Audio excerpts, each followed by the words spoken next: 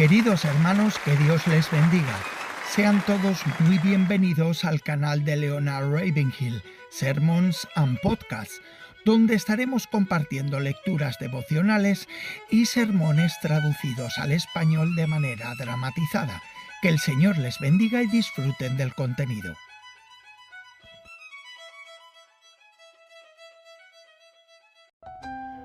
El Evangelio de la oración. No hay nada más transfigurante que la oración. La gente me suele preguntar ¿por qué insistes tanto en la oración? La respuesta es muy sencilla, porque Jesús lo hizo. Se podría cambiar el título del Evangelio según San Lucas a Evangelio de la oración. Es la vida de oración de Jesús. Los otros evangelistas dicen que Jesús estaba en el Jordán y el Espíritu descendió sobre él como una paloma. Lucas, sin embargo, dice que fue mientras oraba que el Espíritu descendió sobre él. Los otros evangelistas dicen que Jesús eligió a 12 discípulos. Lucas dice que fue después de pasar una noche en oración que los eligió. Los otros evangelistas dicen que Jesús murió en una cruz. Lucas dice que incluso al morir Jesús oraba por quienes lo perseguían. Los otros evangelistas dicen que Jesús subió a un monte y se transfiguró. Lucas dice que fue mientras oraba que se transfiguró. No hay nada más transfigurante que la oración. Las Escrituras dicen que los discípulos se acostaron, pero Jesús se fue a orar, como era su costumbre. Era su costumbre orar. Ahora bien, Jesús era el Hijo de Dios, sin duda. Estaba ungido para su ministerio. Si Jesús necesitaba todo ese tiempo para orar, ¿acaso tú y yo no lo necesitamos? Si Jesús lo necesitaba en cada crisis, ¿acaso tú y yo no lo necesitamos en cada crisis? Cuenta la historia que un grupo de turistas que visitaba un pueblo pintoresco vio a un anciano sentado junto a una cerca. Con cierta condescendencia, uno de los visitantes preguntó: ¿nacieron grandes hombres en este pueblo? Sin levantar la vista, el anciano respondió: no, solo nacieron bebés. Los hombres más grandes fueron bebés. Los santos más grandes fueron niños pequeños en las cosas del Espíritu. Charles Spurgeon se convirtió a los 16 años y comenzó a predicar en Londres a los 19. A los 27 le construyeron un tabernáculo con capacidad para 6.000 personas que llenaba 2 veces los domingos, es decir, 12.000 personas, y una vez los jueves por la noche. ¿Cómo? Esperaba en Dios. Estaba a solas con Dios. Estudiaba y oraba. Oración desesperada. Dios crea a todos sus mejores siervos en la soledad. ¿Sabes cuál es el secreto de la oración? Orar en secreto. Pero tú, cuando ores, entra en tu aposento interior y cierra la puerta, según Mateo 6:6. No puedes presumir cuando la puerta está cerrada. No hay nadie. No puedes exhibir tus dones. Puedes impresionar a los demás, pero no puedes impresionar a Dios. Primera de Samuel 1, del 1 al 15, relata el viaje anual que Elcana y su esposa Ana hacían a Silo para adorar y ofrecer sacrificios al Señor. Durante este tiempo, Ana se sentía angustiada por no poder concebir un hijo para su esposo. Este pasaje de las Escrituras describe con gran detalle el tiempo que pasó orando por la esterilidad de su vientre. Dice que Ana lloró. Es más, lloró hasta el dolor. Derramó su alma ante el Señor. Su corazón estaba afligido, estaba amargada, irritada y con su espíritu abatido. Esa es una lista bastante buena de aflicciones, tristeza, dificultades y todo lo demás que sobrevino a esta mujer. Pero la clave de toda la situación es que era una mujer de oración. En el versículo 20 dice que cosechó su recompensa. Y aconteció que después que Ana concebió, dio a luz un hijo y le puso por nombre Samuel, diciendo, porque se lo pedí al Señor. Digo muy a menudo, y a la gente no le gusta, que Dios no responde a la oración, responde a la oración desesperada.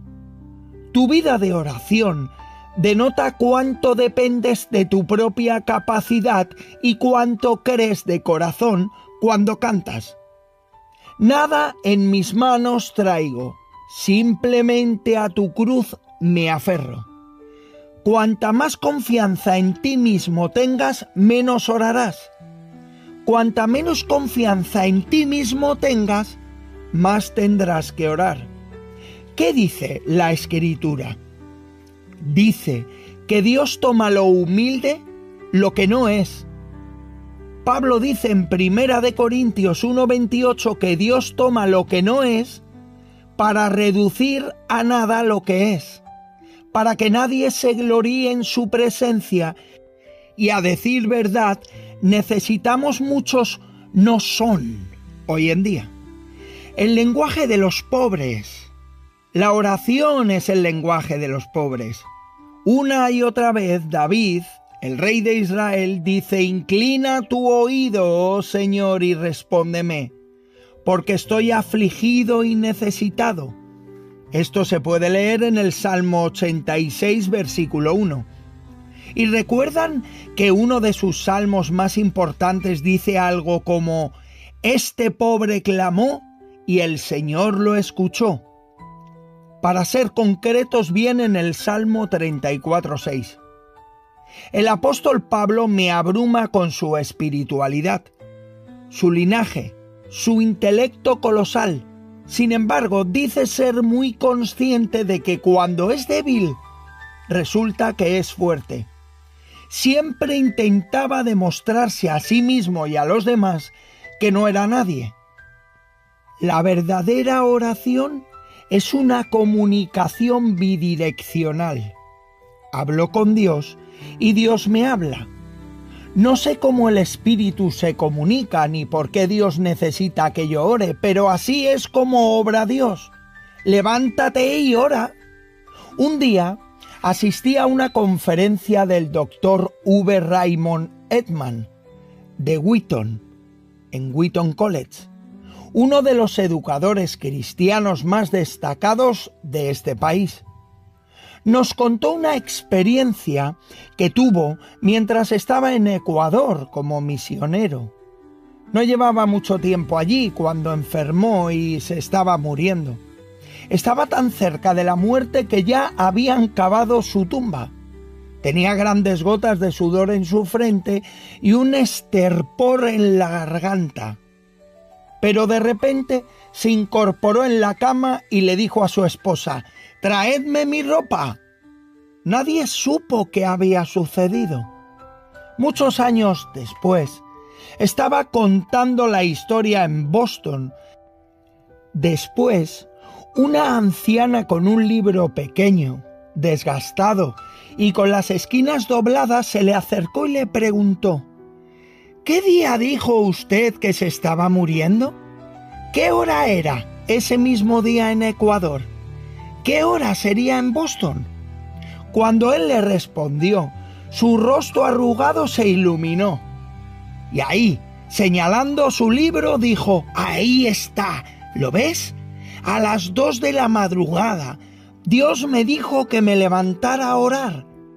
Y añadió, el diablo está intentando matar a Raymond Edman en Ecuador. Y ella se levantó y oró. Duncan Campbell contó la historia de haber escuchado a un granjero en su campo que estaba orando. Estaba orando por Grecia. Después le preguntó por qué oraba y el hombre le contestó, no sé, tenía una carga en el espíritu y Dios me dijo, ora, hay alguien en Grecia que está en una situación difícil. Oré hasta que me sentí liberado. 2 o 3 años después, el granjero estaba en una reunión escuchando a un misionero. El hombre describió una ocasión en la que trabajaba en Grecia. Había estado verdaderamente en serios problemas. ¿La ocasión? 2 o 3 años atrás. Los hombres compararon notas y descubrieron que fue el mismo día en que Dios le dio la carga a un granjero en una pequeña isla frente a la costa de Escocia para que orara por un hombre en Grecia cuyo nombre ni siquiera conocía. Puede parecer que el Señor te da cosas extrañas. No me importa. Si el Señor te dice algo, sigue adelante con lo que te dice. ¿Quién subirá al monte del Señor? Duncan Campbell contó otra experiencia de cuando trabajaba en Escocia. No podía predicar, nos dijo. No podía conectar con Dios. Los cielos eran como sólidos. Era como si hubiera un techo de acero de 2 o 3 metros. Así que dejó de predicar. Le pidió a un joven llamado John Cameron que orara. El chico se puso de pie y dijo, ¿de qué sirve orar si no estamos bien con Dios? Y el chico citó el Salmo 24. ¿Quién subirá al monte del Señor? No puedes acercarte a Dios a menos que tengas las manos limpias, lo que significa que tus relaciones con los demás están limpias y tu corazón está limpio. ¿Quién subirá al monte del Señor? El de manos limpias y corazón puro, según dice en el Salmo 24, versículo 3 y 4. Después de recitar el Salmo 24, el joven comenzó a orar. Oró 10, 15, 20 minutos. De repente dijo, «Discúlpame, Señor, mientras resisto al diablo». Se dio la vuelta y comenzó a decirle al diablo a dónde ir y cómo llegar. Luchó con todas sus fuerzas. Hablas de ponerte la armadura de Dios y resistir al diablo. Cuando terminó de resistir al diablo, terminó su oración. Oró durante 45 minutos. Cuando terminó de orar, fue como si Dios hubiera accionado un pequeño interruptor en el cielo. El Espíritu de Dios descendió sobre esa iglesia, esa comunidad, sobre el salón de baile de otro lado de la ciudad y sobre la taberna del otro lado. El avivamiento nació en esa oración. Al final de Malaquías se nos dice, y el Señor a quien buscáis vendrá de repente. Esa es la palabra que me gusta, de repente, a su templo, como dice Malaquías 3:1. ¿Recuerdan lo que dice sobre los pastores? Estaban cuidando sus rebaños de noche cuando de repente se oyó el sonido de las huestes celestiales. ¿Recuerdan a un grupo de hombres que se esperaban en el aposento alto? De repente, ¿qué pasó? El Espíritu Santo descendió sobre ellos en esa habitación. Hay una fecha en la historia que recuerdo con cariño.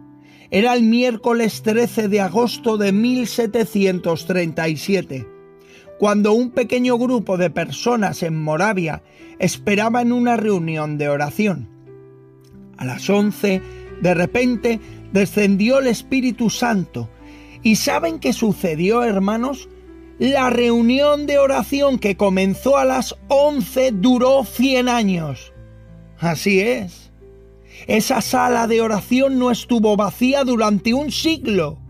Es la oración más larga entre hombres y mujeres que conozco.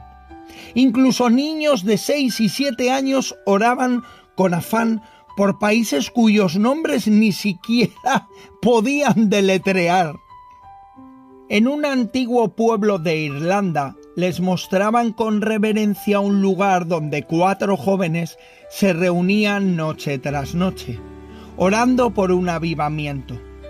En Gales hay un lugar en las colinas donde 3 o 4 jóvenes de tan solo 18 o 19 años se reunían y oraban noche tras noche. No dejaban que Dios se fuera, no aceptaban un no por respuesta. En la medida de lo humanamente posible, oraban para que naciera un avivamiento.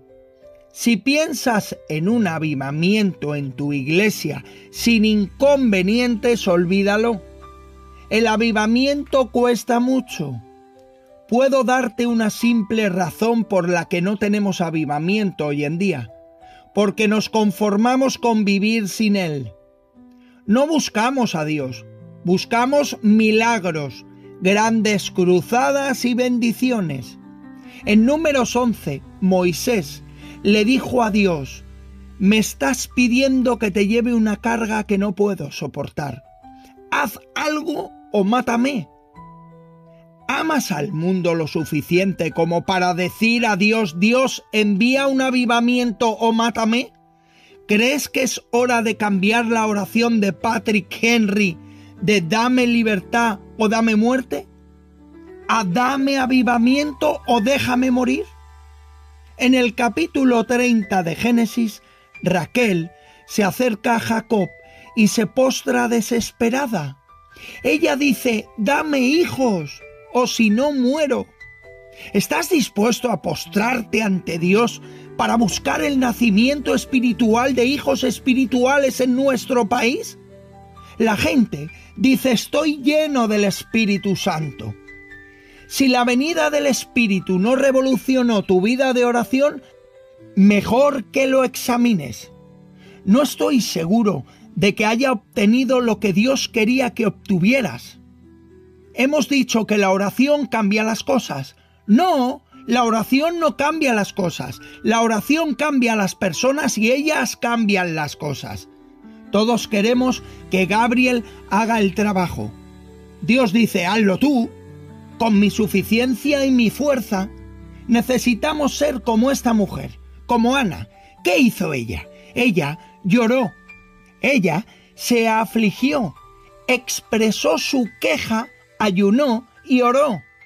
Jesús, el ungido de Dios, hizo de la oración su costumbre. Pablo, con su pasado e intelecto, dependía de la oración porque se consideraba débil.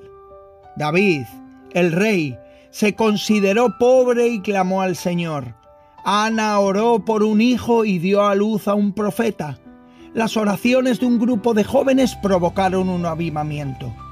No hay nada más transfigurador que la oración. Que Dios les bendiga.